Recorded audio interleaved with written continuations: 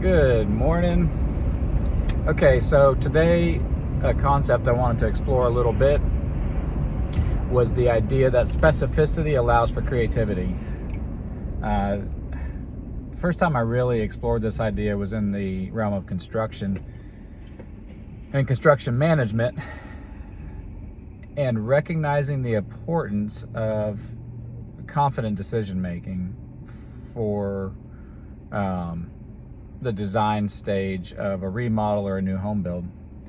I had one homeowner I was doing a kitchen remodel for, and the kitchen remodel turned out so great. She made such great selections, but the process of design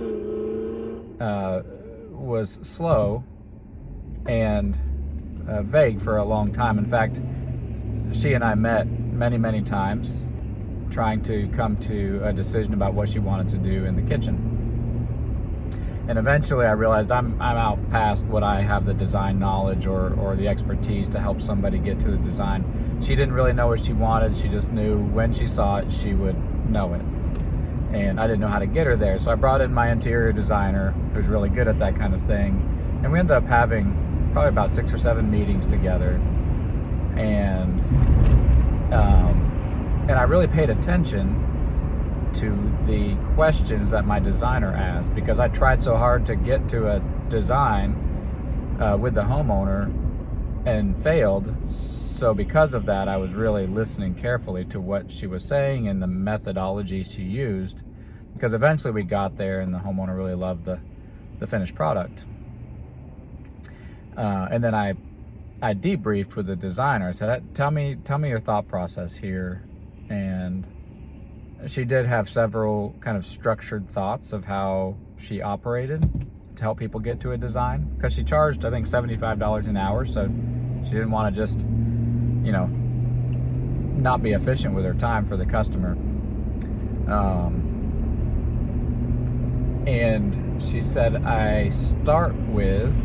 when it comes to selections, I start with the thing that has the least number of options readily available, which is countertops. I'm like, oh, okay. She said, I don't start with paint because there's billions. There's infinite number. So you don't start with paint. You start with countertops. And once you make that decision, then you move to the next level, which I think for her was like flooring, and then plumbing fixtures, and then electrical fixtures, and then paint. And she that's kind of her pathway, which can be flexible and modified. If the customer knows we're going to be working around a particular paint color, okay, that's locked in. So then we'll match the countertop to that paint color. So if there is something already existing or something on the customer's mind that they're very confident about, she lets that guide the process as well. So that was one situation where I realized the importance of specificity. And once you've got a decision and you're specific about it, that opens up the creative process. Because until you know something, everything is not actually creativity. It's just a bunch of stuff, a bunch of ideas. But in order to get kind of artistic and creative, you have to start from someplace. And so an artist who just wants to do art can't actually do art. They need to make a decision. Okay, what's my platform? What's my medium? Am I going to be doing, paintings? Am I going to be doing sculpture? Is it interpretive dance? Whatever. Is it hula hoop? I don't know. Whatever. You have to have a medium, and then you can begin to get creative. And the more specific, okay, I'm not just going to be doing paintings, I'm going to be doing oil paintings. And that opens up some particular avenues that aren't available in watercolor. In the home building process, one of the big specific decisions is the blueprint. And you can't really get creative about kitchen design until you have a blueprint that has a space for a kitchen. So you have some general sense of the size of the kitchen and where it's placed in the house. And then you can start to develop creative solutions. when it comes to time management, the more and this may or may not, I don't really know. I don't have enough data really to pretend like I know the answer to this, but at least for me and my personality, until I have some specific decisions that I have locked in, I can't be creative about how to be resourceful and find more margin in the system. And it wasn't until recently when fractal productivity, I still have yet to, I need to make a video of where fractal productivity is right now that really explains it. It's radically changed my life. My kids, my kids keep on asking me, "Why are you so happy, Dad?" My wife has noticed. I'm just a lot more relaxed, a lot more available emotionally and mentally, because the system has figured out a lot of things for me and put things in place for me that I've needed to have in place for decades. But one of the things that started to generate a lot of creativity for me was when I finally sat down and locked into place what my normal week looks like.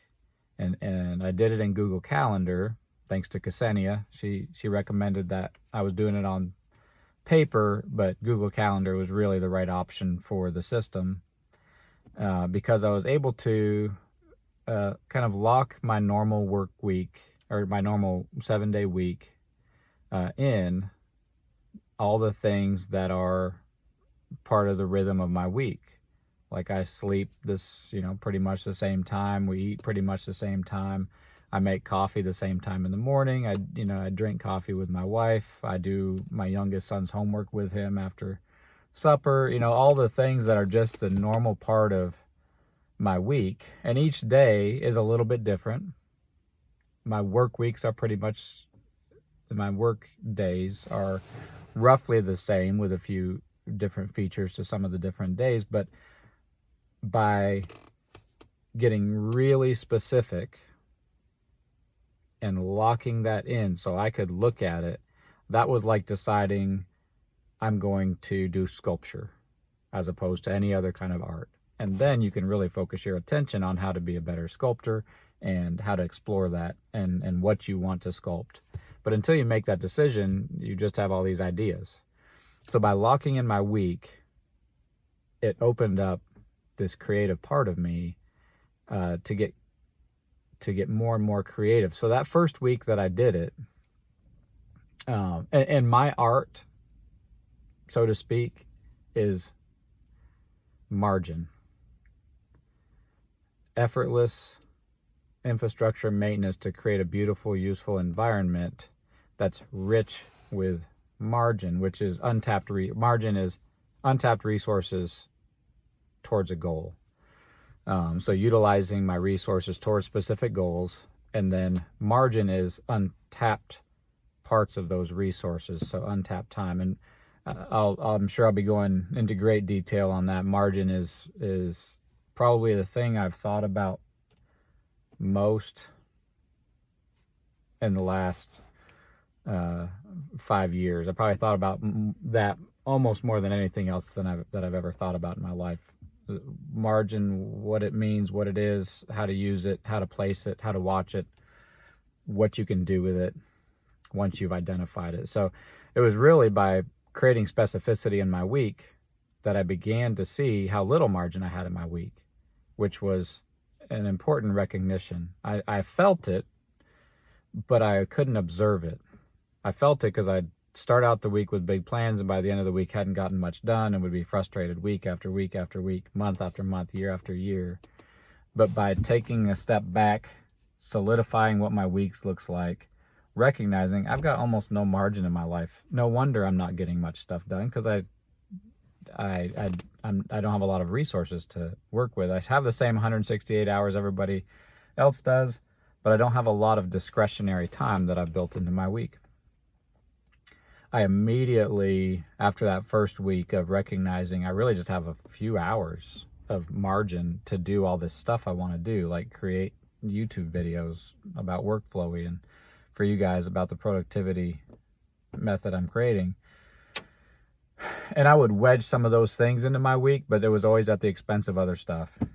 And so I felt like I needed to juggle 20 balls, but I could only keep 3 balls in the air at a time, which meant 17 balls were going to be dropped. By structuring my week, creating a template of my week in Google Calendar, which extends into the future. So once I captured that weekly snapshot of what my week typically looks like, I made those things repeating, so I leave my house at 8 in the morning and drive for 45 minutes to an hour to work. And I just lock that in, and that extends, infinitely into the future until it changes on my Google Calendar. So my Google Calendars into the future look exactly the same. And then each week I just go in and modify them as needed for that week. That freed up the creative juices. And since that time where I realized I had maybe 4 or 5 hours of actual margin in my week, last week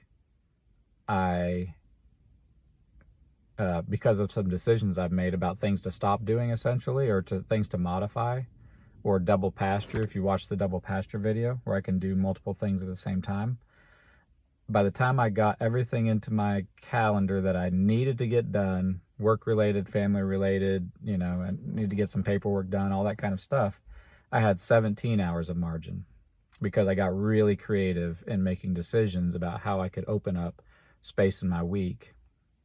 So I had 17 hours of untapped margin.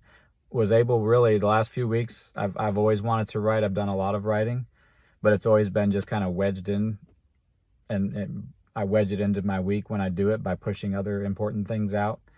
I was able to put, I think, about 7 or 8 hours of writing time.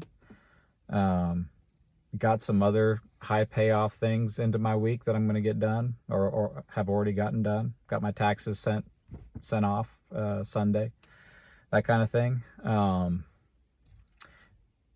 And still had more margin. By the time I was done, everything I could think of that I really, really wanted to get done this week, I had about 6 hours left. So now it's actual margin. Before it was, I only have 4 or 5, 6 hours in my week to do stuff. Now I'm doing all of that stuff and still have about 6 hours of margin to ensure I get those things done. So, I've got 6 hours of time that I have not allocated for anything. So if something takes longer than I expect it to take, it can bleed into some of that discretionary margin I've left in my week to make sure that by the end of the week I get everything done that I planned on. And then this morning, and I'll end with this because I'm at work now, just pulled up in the driveway.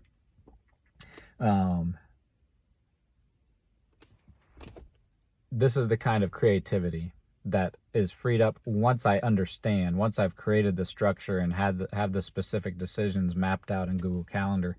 It frees me up to creatively look for ways to create more margin.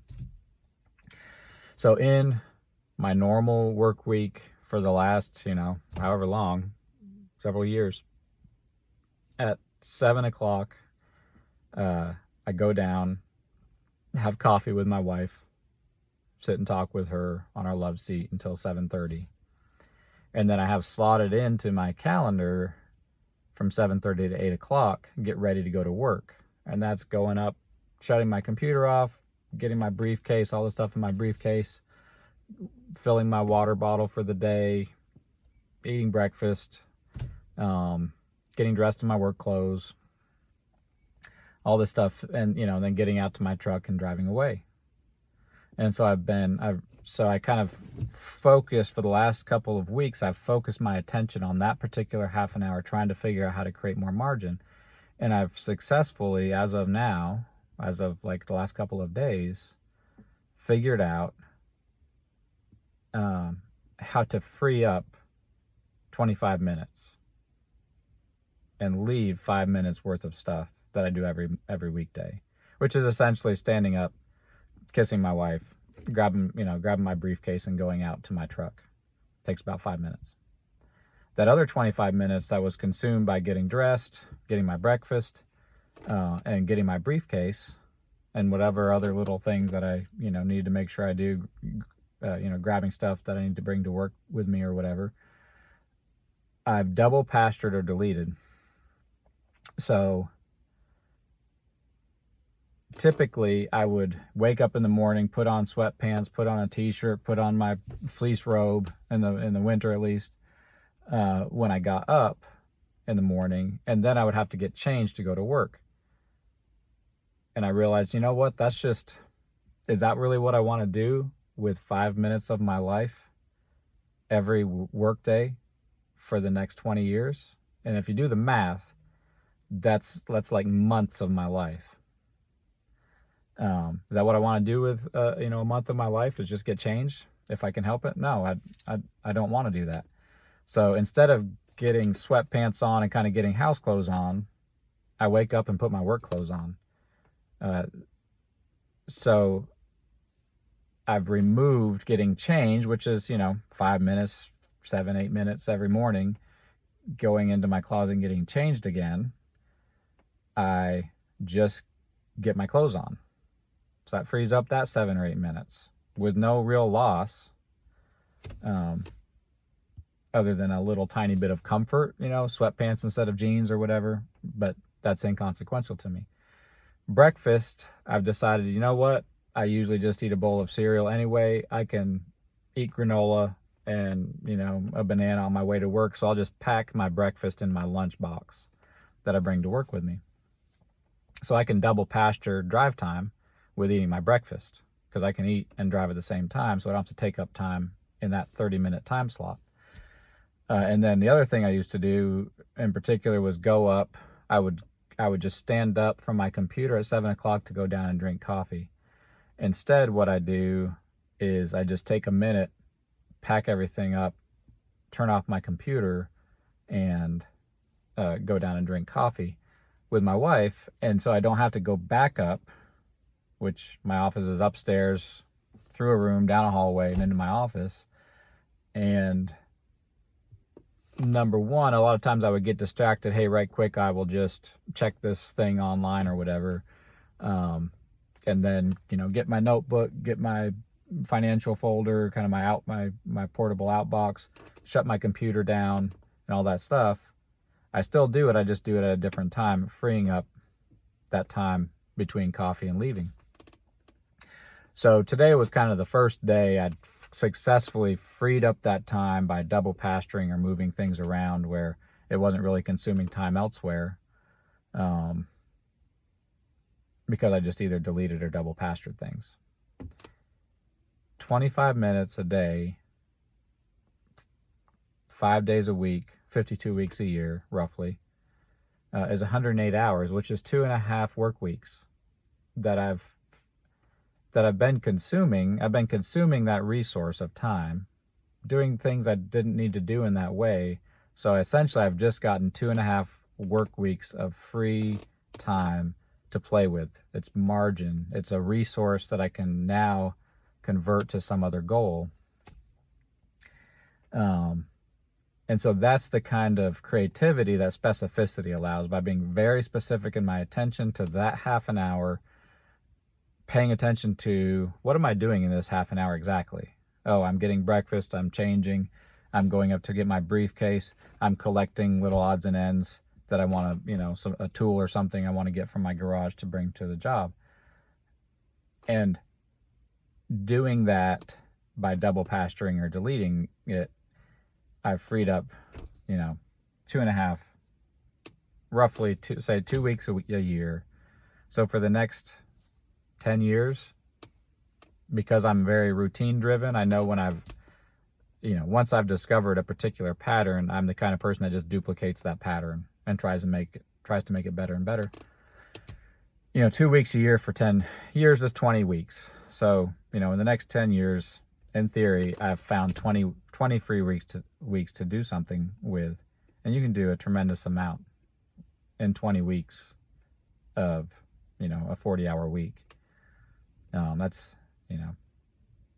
that's a tremendous amount of untapped capital that I can divert to some other activity. So now the question is, now I'm really excited. Like, what do I want to do with 108 hours a year, 2.5 work weeks a year? That's writing a book or part of a book. That's, um, you know, that's half an hour of exercise. That's, or spend half an hour more with my wife every day. Or now the fun begins, create a whole new system within 2.5 weeks and workflow or whatever. Make half an hour of content every day and edit it. So that's the kind of thing.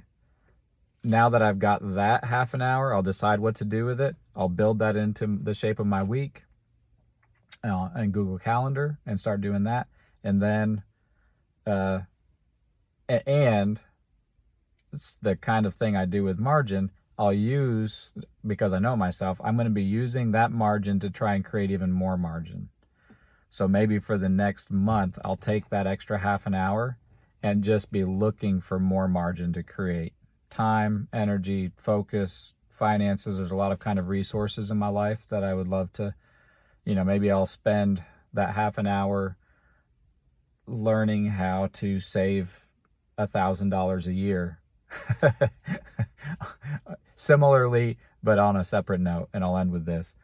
I really wanted an Elgato Key Light Air, which is $130 content creation light that you can manipulate and operate using my Elgato Stream Deck. So you can turn it off and on, change the color, change the brightness from the Stream Deck for making YouTube videos or streaming Fortnite or whatever. So it shines on my face and gives me more control of how much light there is in the content. So I really wanted that. So I very specifically wanted $130 plus tax, like $146 or something. Told my wife I want to get this Stream Deck, but she's on board. Now we're gamifying our life. She's like, okay, great, yeah, I want you to have it. How can we use that motivation to create more margin of some sort? Can we find a deal on it? And actually, instead of spending $146, maybe we can get 10% off, which we couldn't. Everything is pretty much the same price unless I bought it used, which I didn't want to do. And even then, a lot of times it's the same price. So 3 things.